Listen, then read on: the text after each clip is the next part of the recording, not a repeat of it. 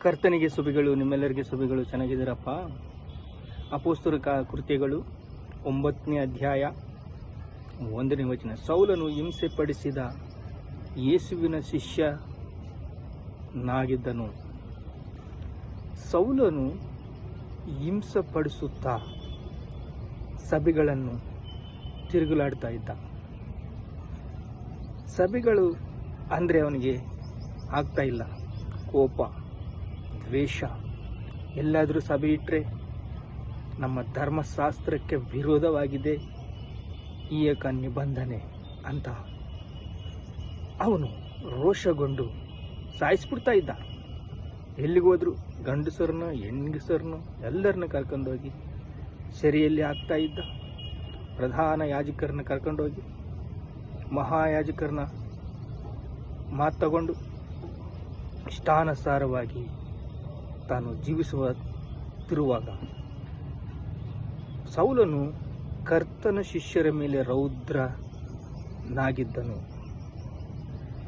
ಬೆದರಿಕೆ ಮಾತುಗಳನ್ನಾಡುತ್ತಾ ಅವರನ್ನು ಸಂಹರಿಸಬೇಕೆಂದು ಆಶೆಪಡುತ್ತಾ ಮಹಾಯಾಜಕರ ಬಳಿಯಲ್ಲಿ ಪರ್ಮಿಷನ್ ತಗೊಂಡು ಕ್ರಿಸ್ತನ ಮಾರ್ಗದಲ್ಲಿರುವವರಿಗೆ ಸಾರಿಗೆ ಕೊಲ್ಲಬೇಕೆಂದು, ಯಾರಾದರೆ ಕ್ರಿಸ್ತನ ಮಾರ್ಗದಲ್ಲಿ ಆತ್ಮೀಯವಾಗಿರ್ತಾರೋ ಅವ್ರನ್ನ ಕೊಲ್ಲಬೇಕಂತ ದಮಸ್ಕನಿಂದ ಯೆರೂಸಲೇಮಿಗೆ ಹೋಗುತ್ತಾ ಇರುವಾಗ ದೇವರು ಸುಮ್ಕಿರ್ತಾನ್ರಿ? ದೇವರು ಮಹಾದೇವರು, ಅವನು ಯೇಸು ಕ್ರಿಸ್ತ ಪರಿಶುದ್ಧನು, ಅತಿ ಪರಿಶುದ್ಧನು. ಈಗ ದಮಸ್ಕನಲ್ಲಿ ಹೋಗ್ತಾ ಇದ್ದಾನೆ. ದಮಸ್ಕಿಗೆ ಹೋಗಿ ಯೇಸು ಕ್ರಿಸ್ತನ ಮಕ್ಕಳು ಯಾರಿದ್ರೆ ಹಿಡ್ಕೊಂಡು ಅದನ್ನು ಕೊಲ್ಲಬೇಕು, ಸಾಯಿಸಬೇಕು, ಇಲ್ಲಂದ್ರೆ ಸೆರೆಗೆ ಹಾಕಬೇಕು. ಇಂಥ ಸಮಯದಲ್ಲಿ ಪ್ರಕಾಶದ ಪ್ರಭಾವವು ಕೂಡಿದ ದರ್ಶನ ಕೊಟ್ಟು ದೈವ ದರ್ಶನವಾಯಿತು. ದೇವರನ್ನ ಪ್ರತ್ಯಕ್ಷವಾಗಿ ಕಂಡ. ಬೆಳಕು ಹೊಳೆಯಿತು. ಯೇಸು ಕ್ರಿಸ್ತನ ಸ್ವರೂಪವು ಕಾಣಿಸಿಕೊಂಡ. ಅದು ಫಿಲಮ್ ಅಲ್ಲಿ. ಆದರೆ ಆ ಕಣ್ಣುಗಳು ಇದ್ದವು ನೋಡಿದ್ರ? ನಮಗೆ ತೋರಿಸೋದು ಫಿಲಮ್ ಅಲ್ಲಿ.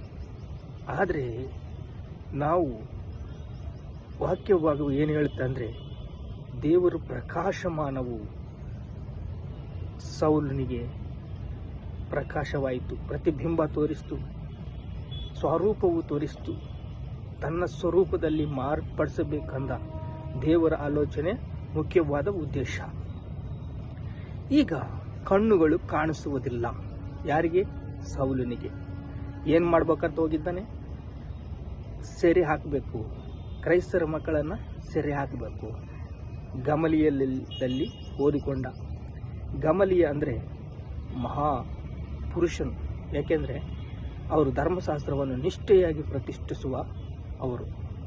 ಯೆಹೋವ ಧರ್ಮಶಾಸ್ತ್ರವಂದರೆ ಅವರಿಗೆ ಅಷ್ಟು ಪ್ರತಿಷ್ಠೆಯಿಂದ ಮಾಡ್ತಾ ಇದ್ದ.